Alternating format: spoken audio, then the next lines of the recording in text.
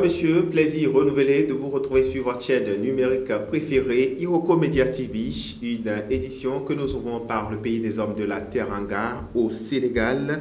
Le PASTEF, le parti au pouvoir, serre les rangs alors que les fossés se creusent davantage, en tout cas, entre Bassirou Diomaye Faye, le président, et son premier ministre Ousmane Sonko. De nombreux cadres du PASTEF ont pris position justement ces dernières 24 heures en faveur du chef du parti Ousmane Sonko et donc contre la coalition Diomaye Faye président, qui a tenu par ailleurs sa première assemblée générale du samedi 7 mars dernier et qui se structure pour devenir une force alternative au PASTEF en vue des prochains rendez-vous électoraux.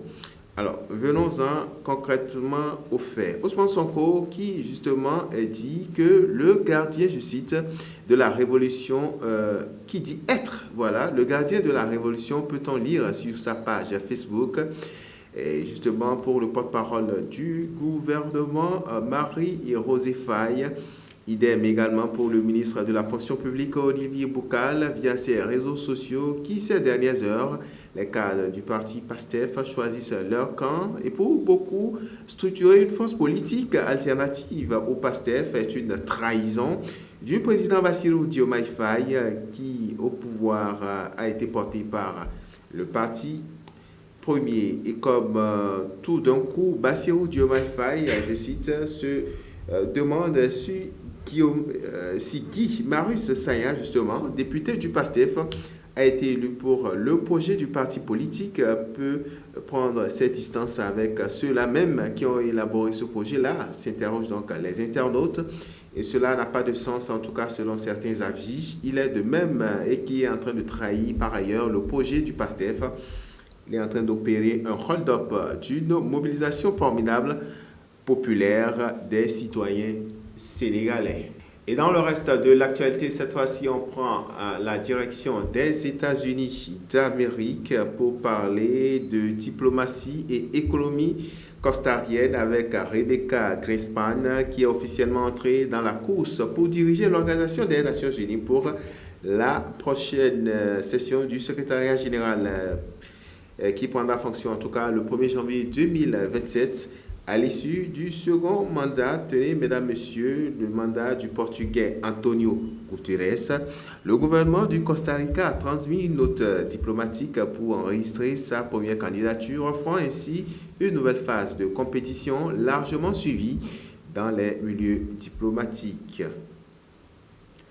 La costarienne n'est pas seule à briguer le poste. Parmi les candidats déclarés figure l'ancien président du Chili, Michelle Bachelet, soutenu notamment par le Mexique et le Brésil, ainsi que le directeur général de l'Agence internationale de l'énergie atomique, l'Argentin Rafael Grossi. L'ancien président du Sénégal également, Macky Sall, figure parmi les personnalités déclarées à la succession. Selon une pratique formelle de rotation régionale, le poste devrait revenir cette fois-ci à un représentant de l'Amérique latine et des Caraïbes. Plusieurs États membres ainsi que des organisations non gouvernementales militent également pour qu'une femme accède enfin pour la toute première fois à ce poste depuis la création de l'ONU depuis 1945. Cette fonction n'avait jamais été occupée par une femme, a-t-elle déclaré. On va finir, mesdames, messieurs, par le taux de représentativité des femmes dans les parlements nationaux, une hausse mondiale, mais qui ralentit selon le Forum of Urban Parliament Forum of International. La représentation des femmes dans les parlements continue donc d'augmenter, mais à un rythme de plus en plus lent, selon le rapport annuel de l'Union interparlementaire des femmes qui occupe depuis le 1er janvier dernier 27,7% des sièges parlementaires dans le monde, contre 27,2% plus tôt. Cette légère hausse comparable à celle enregistrée en 2024 constitue d'ailleurs une progression plus faible pour la deuxième fois consécutive. Et voilà qui vient mettre un terme à cette session d'information que nous vous remercions d'avoir suivi. Merci à toutes les équipes rédactionnelles et techniques. D'ici là, portez-vous bien.